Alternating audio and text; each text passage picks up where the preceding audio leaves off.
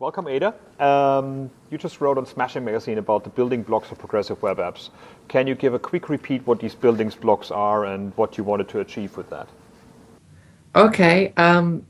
So in the article, I was mostly touching on the um, all the bits you should put together to have a well-rounded web app. Because my approach to progressive web apps is a web app is just a website that's really, really good. Um, like it's so good, it works offline. It's smoothly animated. It can do push notifications if needed, and it's so amazing the user's going to want to save it to their home screen. Um, um, so I think that's what I kind of touch on in the article is um, you shouldn't um, lose what makes the web great in trying to become app-like. The web has lots of great benefits on its own, such as URLs and sharing, and that just by building a great web experience, it will be indistinguishable from a great native experience. So yeah, that's kind of my approach to progressive web apps. So it's kind of more, it's independent of technology. It's more about the design of the application itself, both technical and UX-wise. Precisely, yes. I try to avoid mentioning any one technology in particular, and that yeah, it's about the experience you can provide to the user, as opposed to the tools you use to give that experience. Well, we had a few attempts at using web technology to build app-like experiences, and a lot of them left users disappointed. What do you think the main mistakes that developers did there? Like, how did we give HTML5 a bad reputation towards in comparison to native applications? Um, so I'd say this is something which I haven't come across so much, but I can definitely see where I've come across like the in the earlier years of Web 2.0 with web apps that were kind of kind of very clunky. So there's a lot of mistakes can be made in terms of not having a performant website with regards to both startup time, so the time when you can actually get the user engaging with your product, but also just the feel of the app in general. So having something which is laggy, or when you press a link or a button, it takes when it takes over 300 milliseconds to actually do anything, and that's when something feels less app-like. And I think when people say say something like feels web-like, they just mean it feels bad, because the web itself isn't actually bad. Like, you can do great stuff in the web, but because they associate it with the early days of the mobile web, it feels web-like, not app-like. So I think if you build with performance in mind, with regards to getting your content down quickly, your app shell running so there's actually something on screen for the user very quickly, and keep it running at a consistent 60 frames per second. And I think that's what should be done nowadays, and it hasn't been done. Well, it has been done for lots of things, but it's what gave us a bad reputation before. It's an interesting one because you talk about an app shell, and like hardliners of the web would say like, okay, if we turn websites into applications, it shouldn't be an app shell. It should be the full content available without JavaScript, and just turn it into an interface. So, do you think there's a battle to be won there, or do we need to find a consensus there? Because I find there's a lot of discussion going on that is not helpful for the end user, but actually just our Um, different ways of approaching things. so here I would say that I don't think there is one prescriptive way of doing a web app. If to you a web app um, is HTML pages with CSS and no JavaScript, which is a very valid way to do a web app. like it's not going to be offline, but it can still it's going to be very responsive. It's going to like you don't need JavaScript to do the web. So I think to each their own, really. Like I know the Google guys really often push for going for having a separate app shell to a separate content, and some people, some teams go for pushing down individual components as they're needed, and some people pick the worst of all worlds and have an app shell and content all try and be assembled on the client side and pushing down oodles of scripts and try and build it all on the front end and slow everything down. But I'm just kind of an anti-framework person, so take what I say there with a pinch of salt. Okay. You worked on the poster chart application that we always showed, like, oh, look, it's possible, which is the Financial Times app back then. And what were the main challenges you faced there? I know you had to go through a lot of hacky stuff to get enough local storage and these kind of things.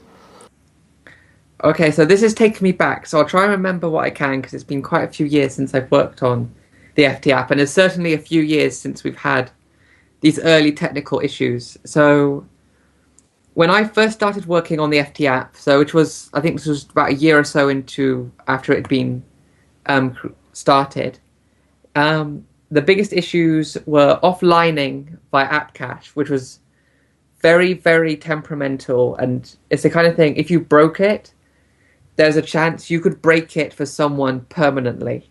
And I don't think we ever managed to do that, which is good. But that was through a very, very rigorous QA. And so we were, at the time, we were supporting a plethora of platforms. So this was before the Chrome Android web view. So we're supporting the old Android web view because there was no web apps on Android at this point. It was a web app on Safari. It was a web app on the late Firefox OS. It was a web app on Windows 8 as well that was shipped with the platform, and on BlackBerry as well. So really, really like a very wide spectrum of platforms, not all of which are around anymore.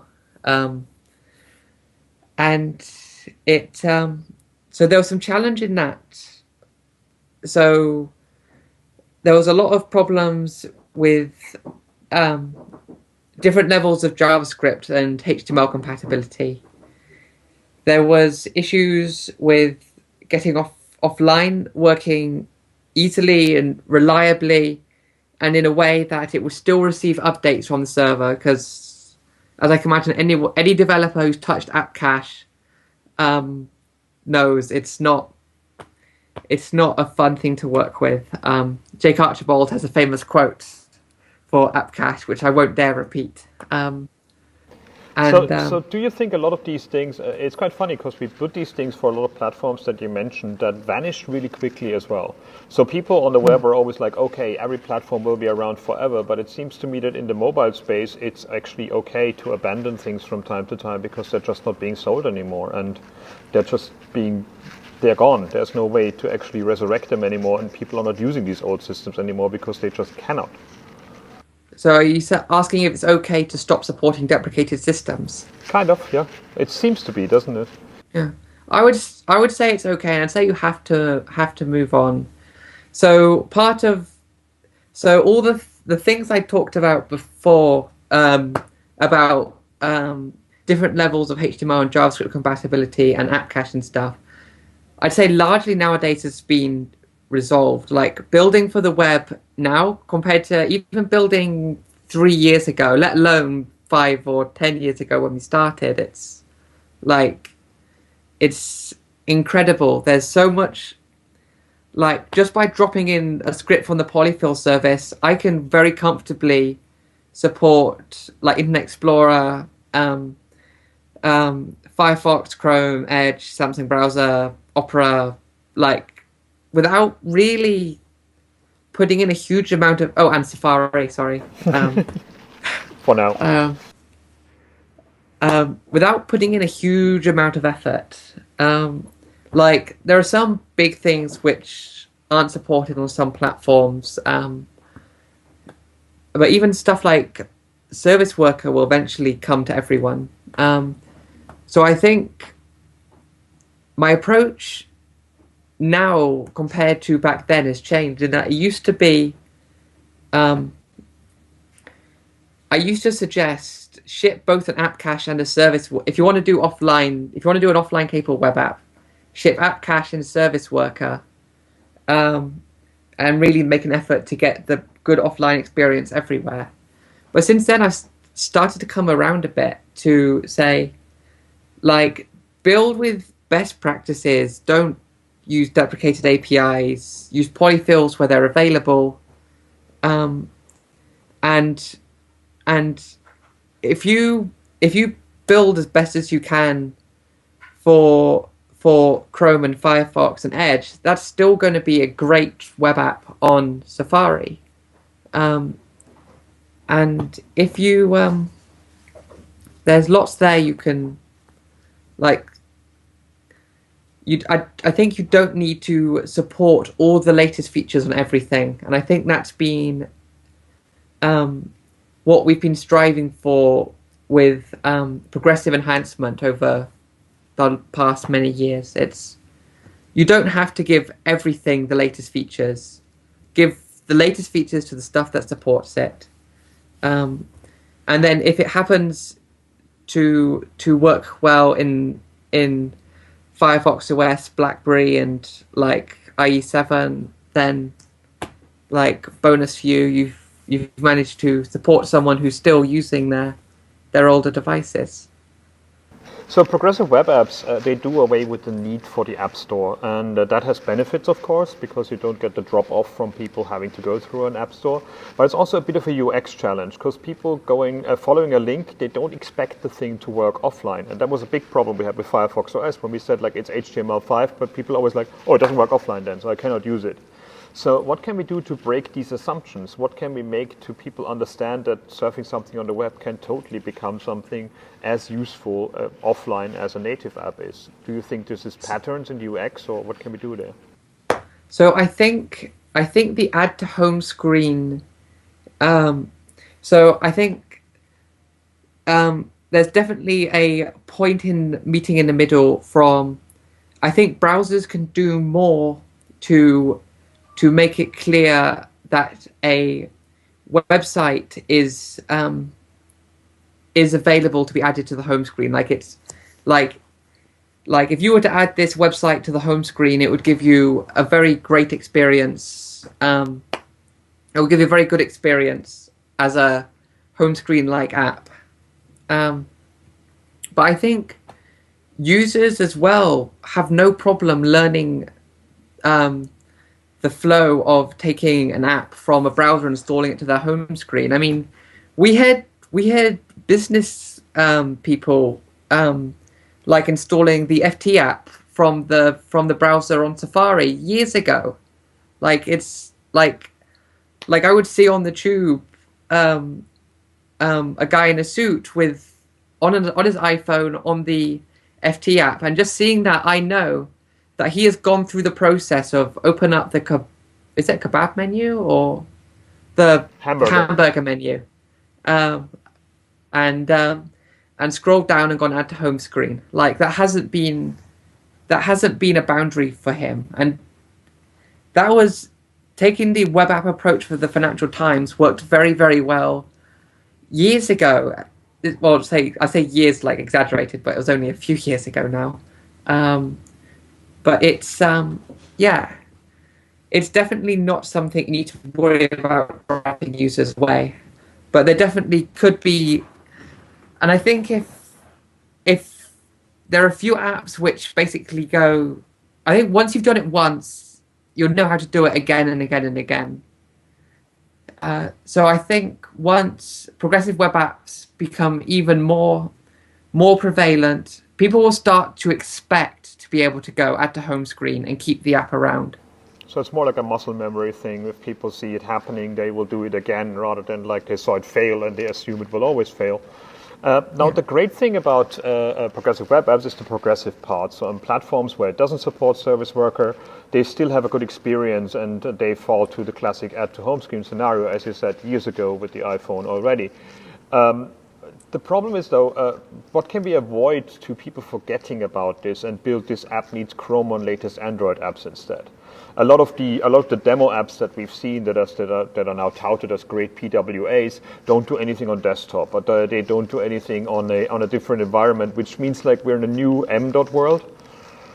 Yeah, so you've kind of touched a bit of a sore point for me here because I really don't like when apps do that. Like, you can't build, like, one thing I always say, if you're building a progressive web app, you can't say this is a mobile only progressive web app.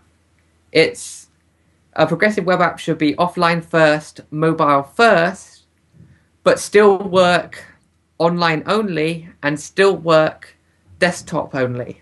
Like, so if you've just got a normal user on a normal browser, browse your website, they should still have a good experience as well as on mobile. And there was one thing the FT app I think did very, very well. The watching the page collapse as to different formats as the browser resized was very impressive, actually. And I think that's like it takes, you have to pay attention and you can't do prescriptive pixel perfect design when designing for a fully responsive website.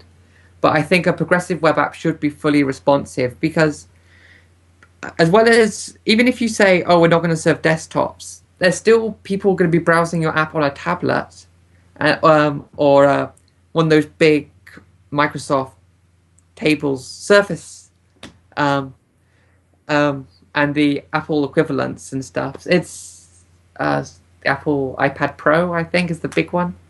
Like, you're still going to get people browsing your app on a large screen site, on a large screen device. So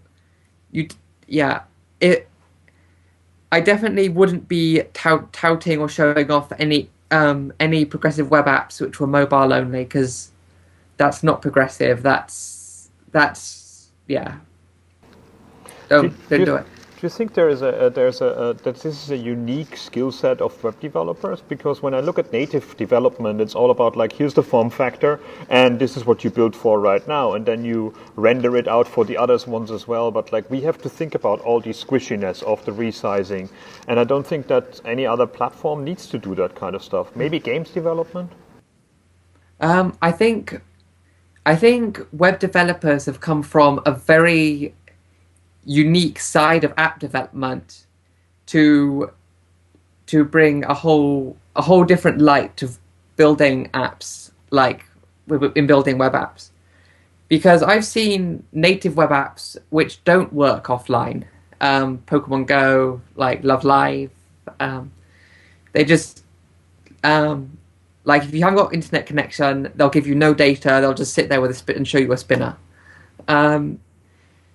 I've seen mobile apps which, when you load them up on a tablet, just give you massive columns on either side and show you and I've also the numerous apps which, when you first load them up, the first thing they do is download 30 megabytes of data.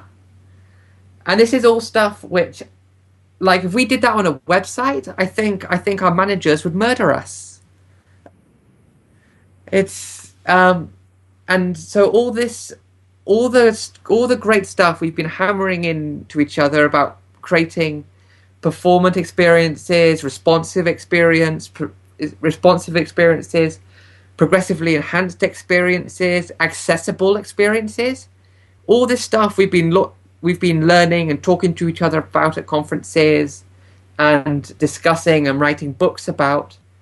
This all applies just as much to apps as the web, but the apps get away with not doing it. And so, like, all an app has to do to be considered a great app-like app is not have touch delay and be responsive and have smooth animations But a website has to do so much more to be a great website, because websites have higher standards than native apps. So yeah, you've got to do both. The distribution model of PWAs is the link, and that's the big powerful thing, because they've been around forever, they work on everything. Now, when people released the first PWAs, again, hardliners of the web said, like, okay, the URL is not visible. In the browser, it's always visible, which means I can hack around with the URL, I can add different things to it, I can navigate the page by changing the URL. You pointed out in your article that the shareability of the link is the most important part, because that means I can send it to friends and they understand that it's only a link rather than going through the App Store. But do you think that visibility of the URL and the hackability is even a use case on mobile, or do you think that's just taking it too far, or should we do it on desktop but not on mobile? So I'm pretty sure there are plans from browser manufacturers to add interfaces which re-expose the browser Chrome to the user. But with regards to should you make it available, I think that's down to you. So you should make it shareable, certainly. Otherwise, like, that is the main method of content content sharing. Well, it is just a main method of content sharing, whether you're an app or a web app. Like, people find out about you through sharing websites. It's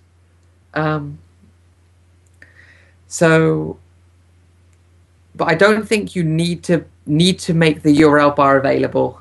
I'm not a purist there. I think you should provide some way that the user can deep linking to your app in the future. So some kind of, either through the interface itself or via exposing a URL they can go to in the browser. But I think this is very much a non-prescriptive thing. I think it's up to people. You know your use case. If URLs are helpful to the user, but I don't think they're anything that's super essential to have available at all points in the app. So be smart. Bear in mind, people will want to be able to deep link and share pages on your site. You don't, for example, if your app is some kind of instruction manual, you don't want people to have to navigate through the contents page every single time. You want people to be able to jump straight in. But if you've got a banking app where everyone probably has to log in straight away, you probably don't need to expose the URLs straight away. So be smart about it. Just don't forget about URLs, because they are easy to forget about. The first half dozen test fun apps I built didn't actually include any way to expose the URL or provide any share buttons, and I was stumped as to why no one was actually spreading them around, even though they were some pretty cool demos. So that's kind of my opinion on that. Just play it by ear, be smart. It's a bit like having share buttons on your blog rather than just expecting people to copy and paste the URL and the title into Twitter. It's like, it's in the interface, you can share it with your friends rather than having to understand what a URL is and how to share it with other people. I mean, once we have PWAs supported in many browsers, this could be parts of the browser UX as well, much like shared add to home screen is share with your friends. Then we're also independent of where to share it to, because that changes every few months as well. Yeah. This does remind me of the thing which Google released for Android at the recent Google I/O, which was instant apps. And I think if instant apps take off, people are going to be able to expect a deep link into any app. And then the best way to provide that service cross-platform is via a progressive web app. Isn't it a bit of a race, though? Isn't it a bit of a race that the instant apps will be the ones that give native app developers the same benefits that PWAs give people? So that might be again, hardliners see it as an opportunity for people not to care about the web and just keep building native apps that feel like web-ish, but they're not really off the web. So I think instant apps are actually a boon to progressive web apps, because they give the progressive web app experience, but they don't work cross-platform, so they're not the web. They only work in one browser, which is Chrome on Android. Like, there aren't other browsers that support it yet. I'm pretty sure it doesn't work in Firefox and Opera, and I'm pretty sure it doesn't work in Samsung Internet yet either. So it's and it certainly doesn't work in Safari. So, So if anything, it advocates the form factor of a PWA in another platform, which brings that muscle memory that we talked about, that people expect apps to work that way, and that way we don't even have to explain PWAs anymore. yeah, it'll be nice when people if like in an ideal world in a year or so, someone could open up a URL in Chrome and it could go to a progressive web app or an instant app, and it shouldn't really matter to them. Like, it could be either, and if they want to keep it, they'll get prompted, or there'll be some kind of ambient badging in the browser to prompt them to save it to their home screen. And I'd like to think we're going into a future where if I want to check into a single hotel once, I don't need to download that app. I can just do it through the browser via a URL. And if I'm going to go there every weekend for 6 months, then yeah, like then I can add it to my home screen. Which would even allow me to do it through a chat client, for example, because a URL can be easily distributed that way, or from the email that is coming around, and it's much easier to do that way. So the last thing, I mean, we how can we avoid PWAs becoming a new parallel distribution for people to like the M.dot version of your website? Do you think there is a chance that we become so successful with them that we can slim down the main page of these sites as well? There's a lot of criticism for like newspaper sites making, for example, a AMP version of their website or a PWA version of their website, and when you go on a desktop client, you get like these 10,000 pop-ups and 50 downloads of videos in the background. So I think the web is rather bloated right now. Do you think we have a chance to show people with PWAs that there's another way, or will people use this functionality to basically offload a lot of content to end users that they don't even know about, that is simmering and festering on their computer for years to come? Well, I don't think the content will be simmering and festering, since the browser does clear out caches and locally saved data when it gets low on disk space. So I don't think we really have to. That's the nice thing about the web. You don't have to worry about it damaging the user, because the browser manufacturers do everything in their right mind to put the users first.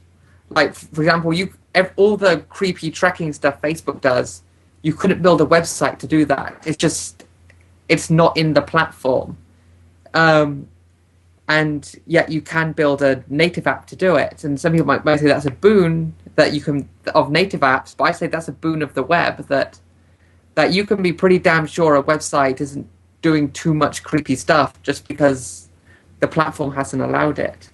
But back to your original topic of multiple tracks of websites and different platforms.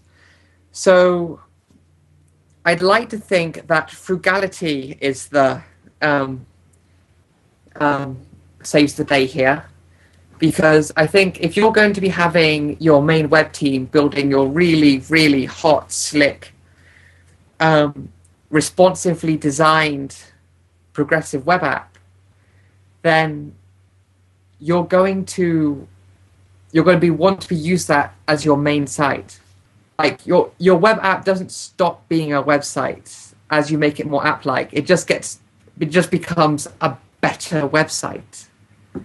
So I think ideally you're going to end up in a situation where companies ditch their iOS app, ditch the Android app, ditch their legacy websites, and just have a really, really nice website/web app. But that's in my futuristic dream world, which will never happen. And you're totally right. We will get, like, the FT's been supporting FT.com for yonks and yonks and yonks and yonks. So it'll be interesting to see how their platforms get merged together over time through the nextIT.com project, which is quite remarkable. Recommend checking out. I think that's going to be the future of like the web, of something that's just really good. It's great on the web. It's great when it's safe to your home screen. It's great everywhere.